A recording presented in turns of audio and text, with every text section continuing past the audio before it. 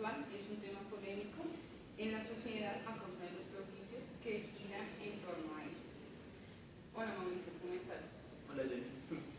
Mauricio, ¿de dónde surgió tu interés de trabajar con temas con la población LGBTI? Básicamente fue algo como que surgió. Yo trabajaba con una organización de derechos humanos y después pasé a trabajar con la organización Colombia Diversa. Y ahí fue, pues digamos, yo no lo tenía planeado, pero terminé trabajando en esta organización que trabaja especialmente con población de lesbianas, bisexuales y trans.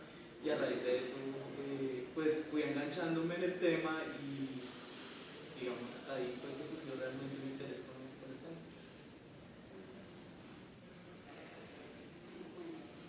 ¿Tú puedes contarnos cómo fue tu proceso de aceptación o el proceso de aceptación de tu orientación sexual y qué tan difícil ha sido mostrarlo a la sociedad? Bueno, realmente creo que fue a raíz de mi trabajo con Colombia Diversa que se fortaleció bastante mi autorreconocimiento como un hombre gay.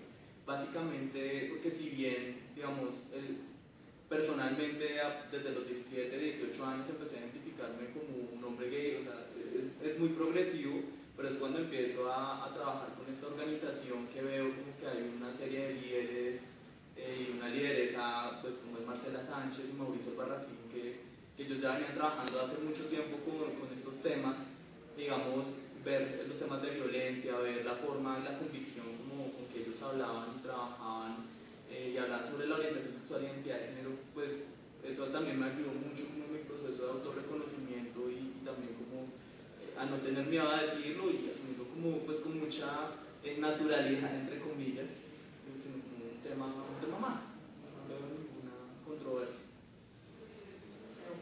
Hola Mauri, ¿cómo estás? Hola. Bien. Mauri, ¿en qué momento a lo largo de tu vida has sido víctima de prejuicio o discriminación por orientación sexual? Digamos que, o sea, yo creo que en general, pues como que en mi vida ya de adulto, el tema de la discriminación no ha sido tan evidente, o sea, como que yo haya sido víctima de una violencia física o violencia verbal, recuerdo muy pocos momentos.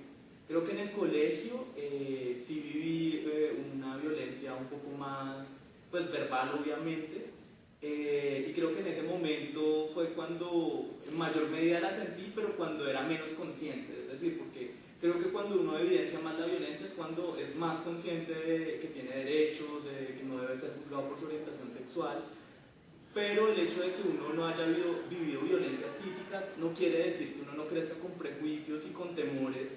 Es decir, uno cuando uno renuncia como a hacer ciertos actos, actualmente con mi pareja, como que en ciertos momentos estamos en la calle y no nos besamos, no nos tomamos de la mano, es un tema que yo soy consciente como, bueno, tal vez no me están violentando, pero soy consciente que no lo hago porque potencialmente podría ser víctima de alguna violencia, de alguna agresión verbal nada más. Entonces uno como que en su vida empieza a analizar las cosas como con más detalle, qué le puedo decir o qué no le puedo decir a mi familia. Esas cosas yo creo que no las hacen las personas heterosexuales en su vida, o sea, como que no calcula como hasta qué punto puedo expresar mi afecto por otra persona, cosa con la que sí crecemos las personas con una orientación sexual homosexual, por decirlo de alguna forma. ¿Actualmente has tenido experiencias en las cuales te sientas discriminado o prejuzgado por los demás? Bueno, pues lo que venía comentando es que dado que yo he asumido como políticamente mi orientación sexual de forma bastante abierta, eso también transforma los espacios y los entornos en los cuales me relaciono. Es muy diferente si una persona nunca hace evidente su orientación sexual, entonces está sujeta a que las personas hablen indiscriminadamente y no, pues digamos, no respeten la orientación sexual de la persona. O sea, sin ser culpa del individuo, obviamente, es culpa pues, de los demás. A lo que voy es a que a raíz de que yo he hecho pues, públicamente con mi familia, de alguna forma, en mi trabajo, se han generado espacios en los que las personas o respetan mi orientación sexual y si no la respetan, pues entonces, pues, digamos, no hacen parte de mi círculo pues, de trabajo o de mi contexto de amigos y familiar.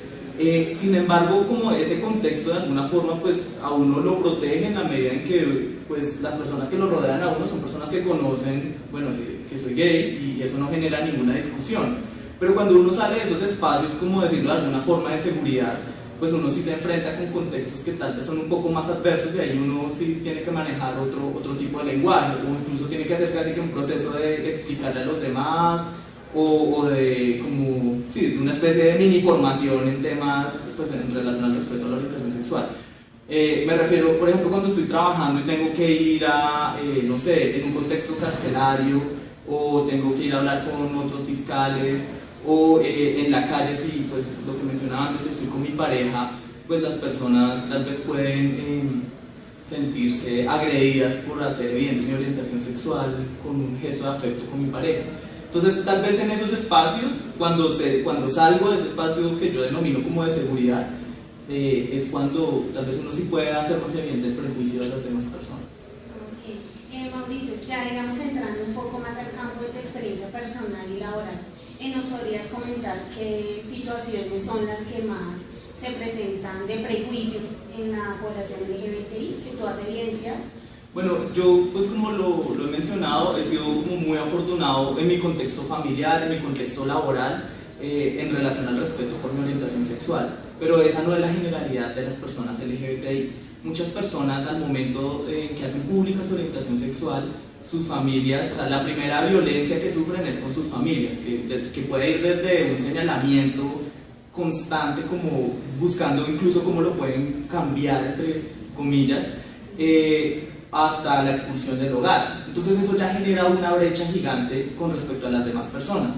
Si tú desde incluso los 10 años, 11, 12 años, haces evidente tu orientación sexual de alguna forma, o tu identidad de género, es decir, naces hombre o mujer, pero construyes tu identidad por fuera de los cánones de lo que es ser hombre y mujer, entonces estamos hablando de las personas trans. Estas personas que son violentadas en sus casas, seguramente son violentadas también en los espacios educativos, en sus escuelas, y al punto de que si tú te sacan de la casa o te sacan del colegio, pues ya no vas a tener las mismas capacidades para entrar a trabajar después, para entrar a un bachillerato, a una universidad. Entonces, en particular con las personas trans, esta brecha es más evidente. Entonces, por eso muchas mujeres trans ejercen la prostitución, peluquería, microtráfico. O sea, digamos, viven en un contexto que no es en razón a su identidad de género, sino que en razón a la discriminación. Eso las lleva a abocarse a unas situaciones de exclusión que las marginan del trabajo, de la seguridad social, de la vivienda. Entonces, eso por un lado. Adicionalmente, de adulto, pues muchas personas, el contexto laboral puede replicar situaciones de discriminación, matoneo laboral, eso también coarta tus posibilidades de crecer laboralmente, en fin. Entonces, también tú puedes tener una vida laboral exitosa, pero a costa de reprimir tu orientación sexual, de esconderla, de reprimir tu identidad de género. Entonces, tú, por ejemplo, si eres una persona trans, no asumes tu identidad femenina o masculina públicamente, sino lo que haces es dejarla, lo que popularmente se llama como en el closet. Entonces, eso también tiene costos, y ustedes más que están estudiando psicología, yo creo que saben los costos emocionales que tiene eso para una persona. Bueno, Mauricio, de pronto en tu área laboral, ¿qué casos de pronto realmente impactantes has visto de este tipo de población en cuanto a la discriminación y los prejuicios? O sea, algunos casos que sean... Sí, pues yo creo que casos impactantes, desafortunadamente he conocido muchos, por lo que tú dices, por mi trabajo, pero a nivel personal, uno de los que más, solo voy a mencionar uno, el que más me impactó, fue una chica trans de 13 años. Yo trabajaba en ese momento en el Centro Comunitario LGBT de Bogotá. Era una chica trans que apenas estaba empezando su proceso. Biológicamente era un niño, pero había empezado a construir su identidad desde los 12, 13 años. Esa niña había vivido ya violencia sexual en su casa por su padrastro. Su mamá la había echado de la casa. Estaba trabajando en la 1 de Mayo ejerciendo prostitución. Pues bueno, acá técnicamente cuando se trata de un menor de edad no es que ejerza prostitución, realmente es explotación sexual infantil. Y adicionalmente estaba como inserta en una red de tráfico de menores de edad. Entonces era una situación muy difícil, y al mismo tiempo, pues cuando ella llegaba venía vestido de niño, llegaba, y en el espacio del centro comunitario pues cogía unas telas, se vestía y hacía como su super desfile. Entonces tú veías, era muy bonito como pues esta chica como se sentía segura, pero al mismo tiempo toda la violencia que estaba viviendo, como el detrás de cámaras, era un montón de violencia. 2 años después me enteré que esta chica ya a su edad tenía,